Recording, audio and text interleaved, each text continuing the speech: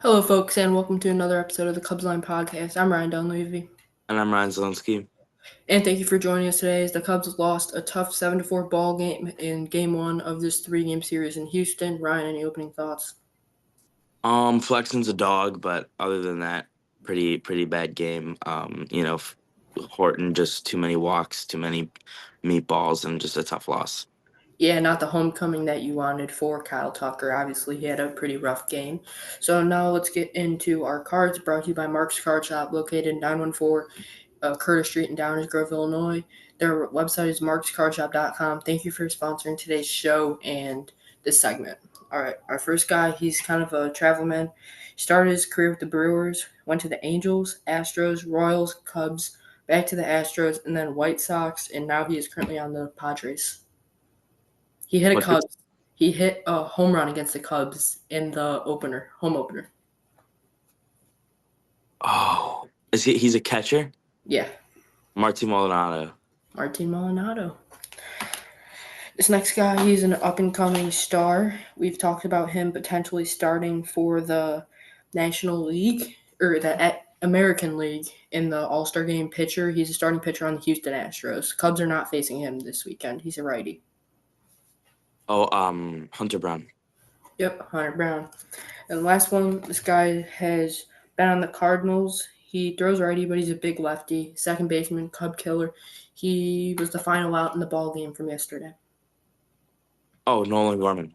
Yep, Nolan Gorman. And then Ryan, do you want to get into today's recap from the ball game? Yep. So Cubs lose 7-4. The Cubs dropped to 48-34. The Astros improved to 49-33. So coming into this game, the teams had the same record. The Cubs are now just 2 games ahead of the Brewers. And the Astros moved to 6.5 games above the Mariners in the AL West. What are your just quick thoughts about the standings? I'm worried, man. I mean, they lose these next two games and the Brewers end up sweeping their series, then we got a tie for first place in the division, and that definitely scares me. Yeah, and the Brewers are playing the Rockies, so a sweep is That almost should be a certain. sweep, and at that point, I don't know. I'm kind of scared, honestly, right now. I think the Cubs will have it in the long run, but you never know. That's the thing. It's like you just gotta win, the late September battle. But the problem is like we just gotta get to that All-Star break. That we gotta hold on to the lead. Even a game lead into the All-Star break is good, but we just gotta get there. So we'll start in the bottom of the first inning. Pena flies out to center on the first pitch. Then Isaac Paredes singles to left. Altuve flied out, and then Cam Smith walked. It was first and second with 2 out. Myers singles to right. Kyle Tucker comes up throwing, gets Paredes out at home.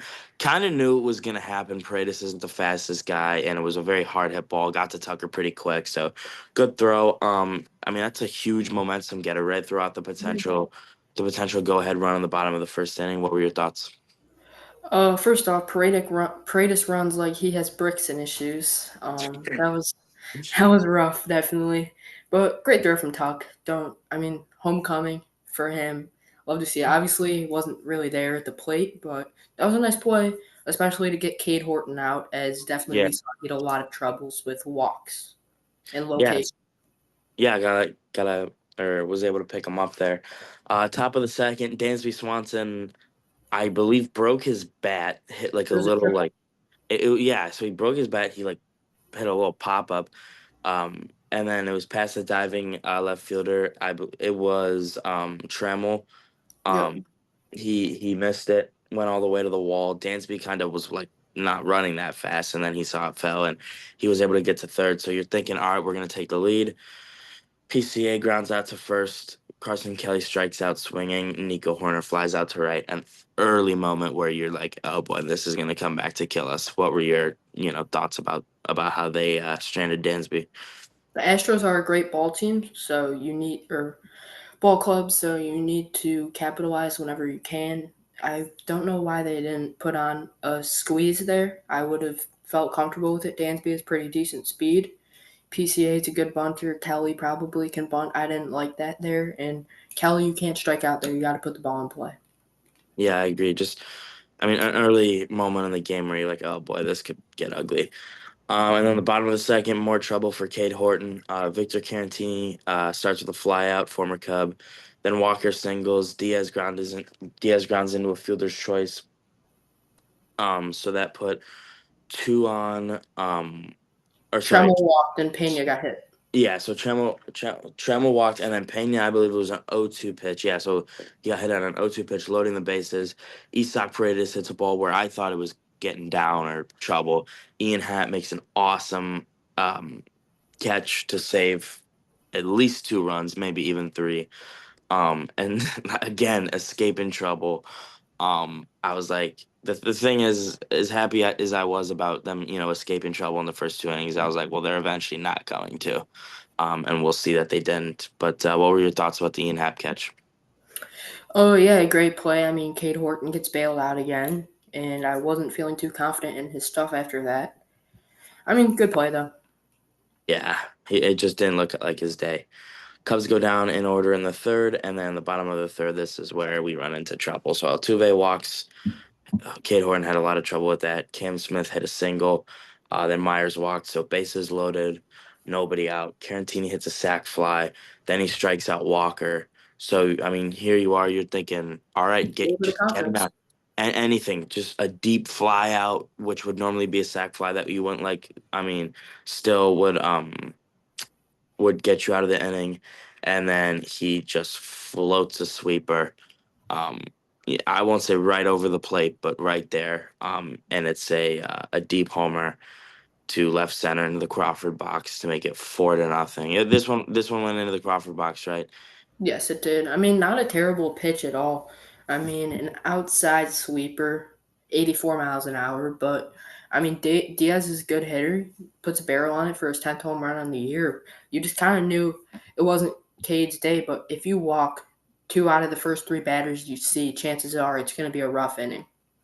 Yeah, and they were kind of talking about it. Cliff Floyd was talking like, as a guy like Kate Horton, a youngster, you shouldn't really be throwing 83 miles an hour on the first pitch. He basically was like, you're throwing 83, like why? Like he's got 97, 98, and a lot of good movement on his fastball, and I just think that would have been a better pitch in that situation. But the past is the past. So it's 4-0, and then Seiya singled in the fourth, but that was it. And then the bottom of the fourth, Pena grounded out. Isak Paredes singled. Altuve singled. Cam Smith absolutely belted one, a no doubter, four seam fastball, pretty much right down the middle. A guy like Cam Smith, a hitter like Cam Smith is going to pound that every single time. That one was a no doubter, almost onto the train tracks, and that was kind of the early nail in the coffin. Yeah, I mean, obviously, I wouldn't call it a revenge game for Cam Smith, but the Cubs essentially did pick Matt Shaw over Cam Smith. They probably could have sent either or, but they wanted to send Cam Smith. So it was kind of a proving game for him to prove why he was better than Matt Shaw. He hits an early home run and an early single, but Matt Shaw did respond with 2 really nice pieces of hitting doubles. So I will give Matt Shaw credit for that, and these are 2 guys who are going to be the future of baseball at the hot corner. Yeah, that's at least what we hope. So top of the fifth inning, Carson Kelly flies out to lead off the inning, and then Nico Horner.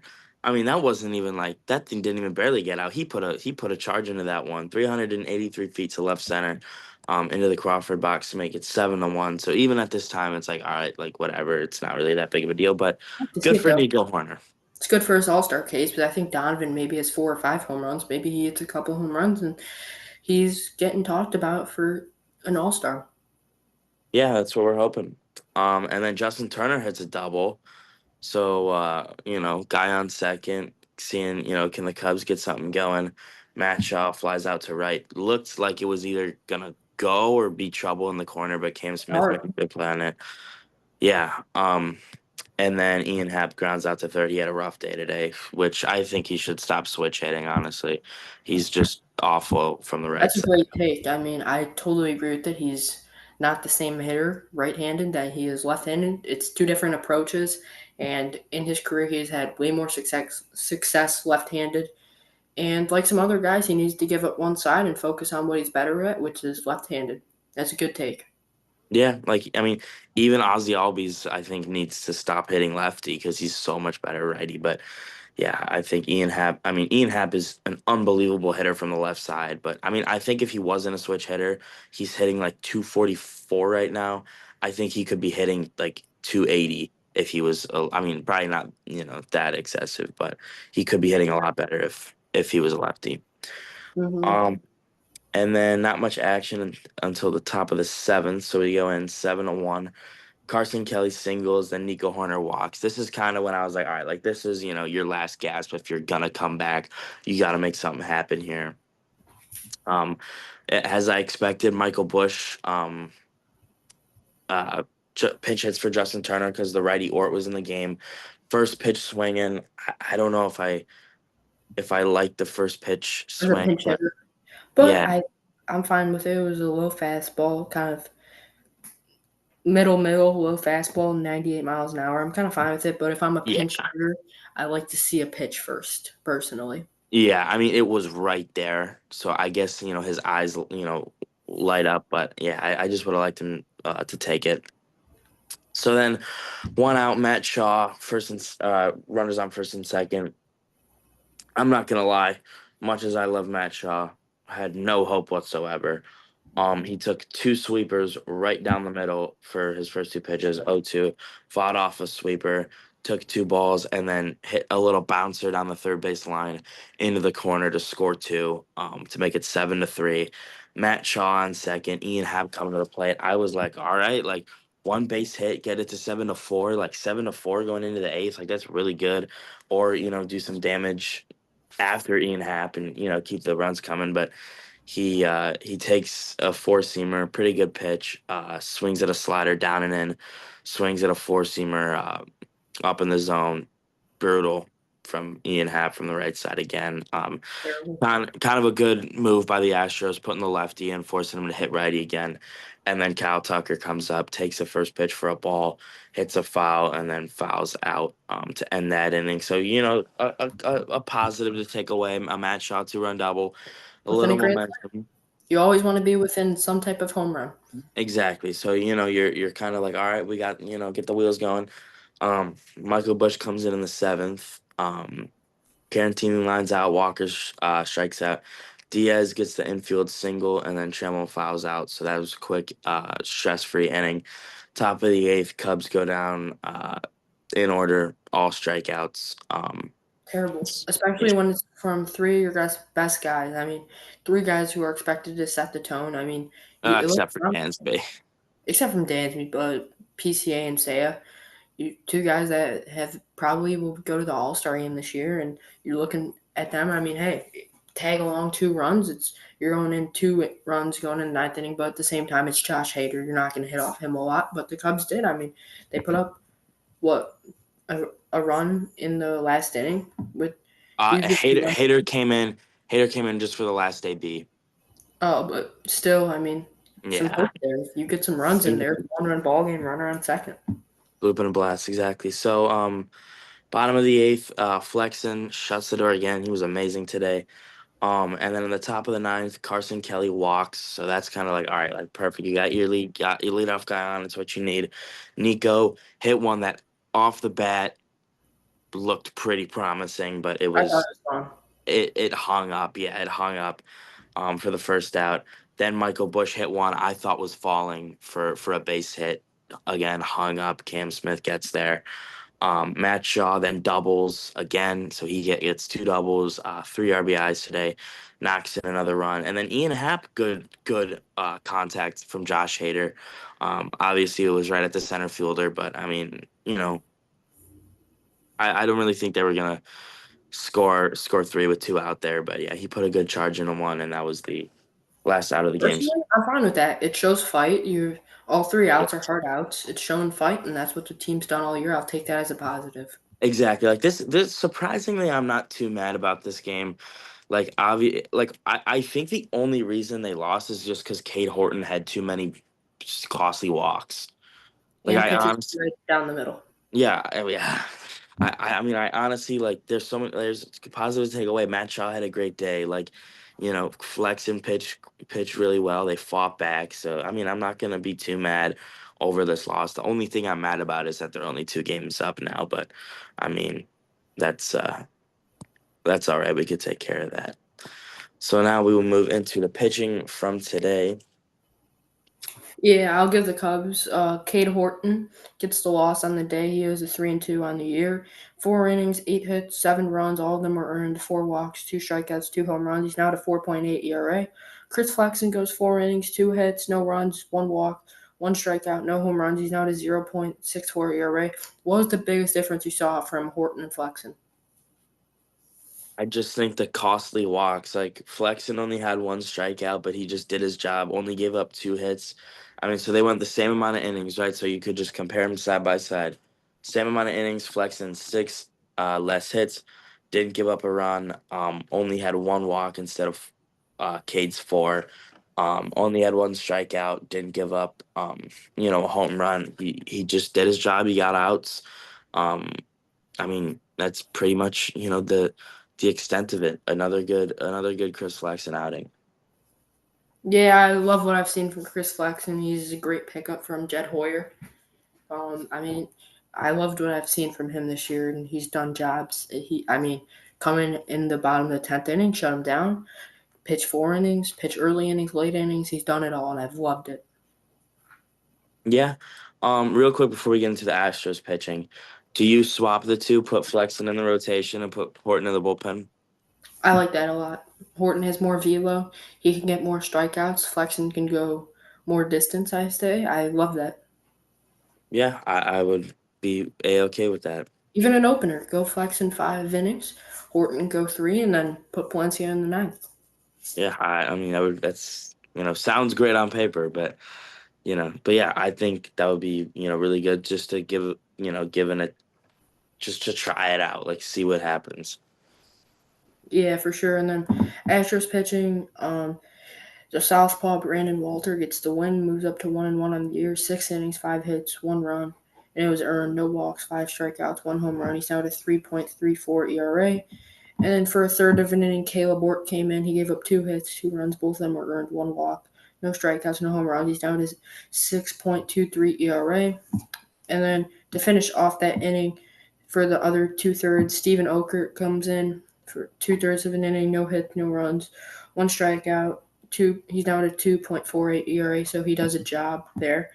And then Bennett Sosa comes in for an inning in 2/3, 1 hit, 1 run. And it was earned, 1 walk, 3 strikeouts. He's now at a 1.78 ERA. And then Josh Hader comes in for a third of an inning, gets the save, his 22nd on the year. He just gets the guy that he faced out. He's now at a 1.72 ERA. What was the biggest difference you saw from Brandon Walter and Cade Horton? I mean, Walter got, some big outs, had 5 strikeouts. He just didn't walk a bunch of guys, and he actually didn't walk anybody. He had 0 walks, 5 hits, but he kind of worked around those. He did his job. He gave up 1 homer to Nico Warner, but other than that, a really good outing from him. He was in control the whole game. Yeah, a good outing in the bullpen did their job. Ort and Sosa gave up some runs, but besides that, it was good. So now we'll get in or player of the game first. Obviously, you could go to Matt Shaw for the Cubs, but mine's going to Cam Smith, 2 at-bats, 2 hits, 2 runs, 3 RBIs, 2 walks. He's down to 2.77 batting average, and he hit a home run. I got either Chris Flexen or Matt Shaw for the Cubs, and then Isak Paredes for the Astros. Except for getting thrown out at the plate, he just had a pretty good game. A lot of good, base hits when they needed them. And yeah, so I think Matt Shaw or Chris Flexen equally deserve it for the Cubs, and then Isak Paredes for the Astros. Yeah, so we'll get into a preview for tomorrow's ball game. For the Cubs, it's Colin Ray's 4-3 in the year with a 4.42 ERA. And then for the Astros, it's Lance McCullers. I don't know what the holdup was, but he's at a 1-2 record with a 4.91 ERA. I don't know what the holdup was. Do you? I don't actually. Let me look up if they got anything reported right now, but Yeah, he's been pretty good in his career though. Typically, his last start was against the White Sox on July 10th. oh, One he was on the IL, and this oh, is his return start. All that right, makes sense. perfect. So hopefully tag him along on his first start back. Yeah, What's let's the put score up prediction? score prediction. High scoring game just because I think we're gonna have to outslug. I don't have as much confidence in Colin Ray to kind of shut the door on this Astros offense. I'm gonna say the Cubs get the win 9-7, and they score four in the first two innings. I like that a lot. I'm gonna go 7-2 Cubs W. Big Um, win, eh? You got Colin Ray giving up two. I do. I'm All right. trusting doing. Then Ryan, I know you had a couple questions.